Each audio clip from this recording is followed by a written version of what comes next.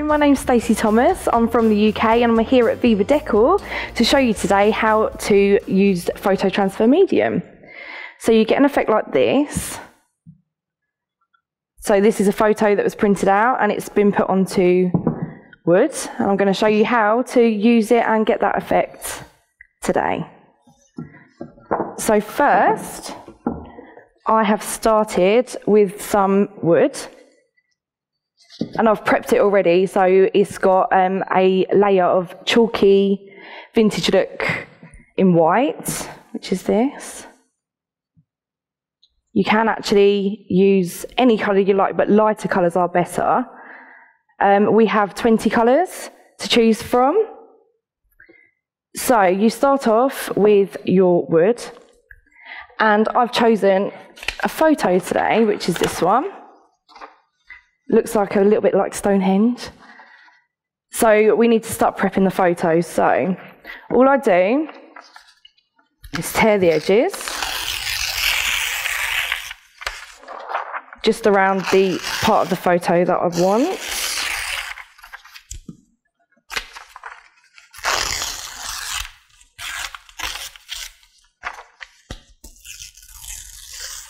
So you can do it in any kind of shape that you'd like.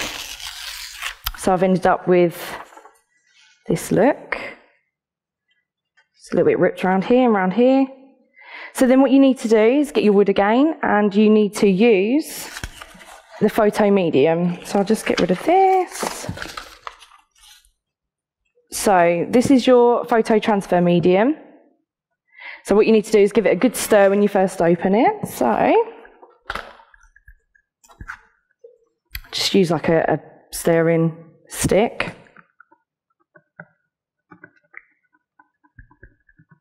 And it's so simple to use. All you do is you get your piece of wood, like so. And what I'm going to do, I need to coat the wood with the transfer medium. And I also need to coat my paper with transfer medium too. So you need quite a good coat on both sides. Enough to cover the space that you're using for the actual photo itself. So that's enough on there. Show you that. And then I need to coat the photo as well. So with the photo that you use, it needs to be from a laser jet printer, not an inkjet. Inkjet won't work. And if you're going to be using words, they need to be mirror imaged when you print them out, because otherwise you'll get it around the wrong way and you won't be able to see what the writing says. So I'm just finishing putting the photo transfer medium onto the photo. Make sure you get it all along the edges and everywhere. Okay. So what I need to do is just show you. Okay, so here's my photo. I'm just popping the edges down. And what I need to do, you can see that it's down on there now, but I need to smooth it onto the surface so there's no gaps or air bubbles. It needs to be completely smooth. So all I'm doing is just taking out any air bubbles that are in there, making sure it's completely flat to the surface, and I'm squeezing out any of the excess of the photo medium. Just make sure it's nice and flat.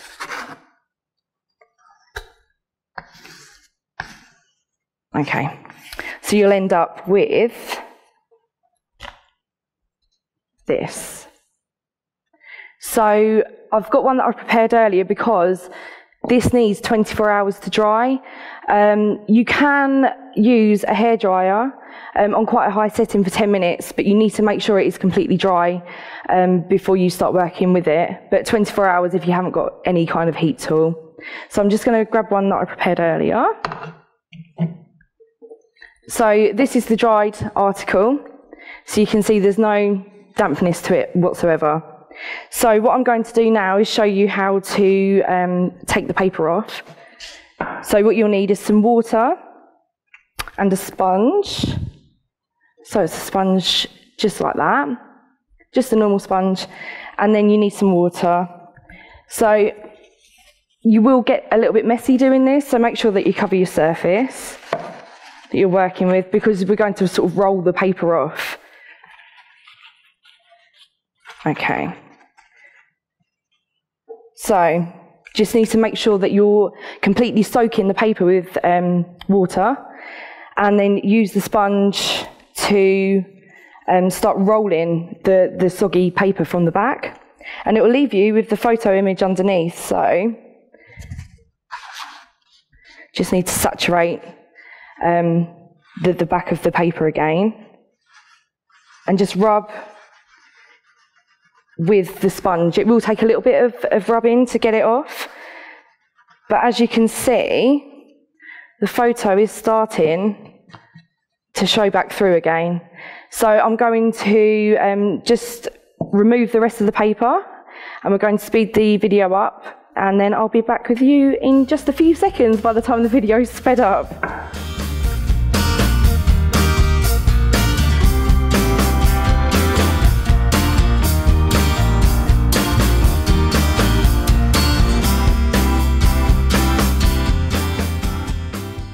Okay, so I'm nearly done.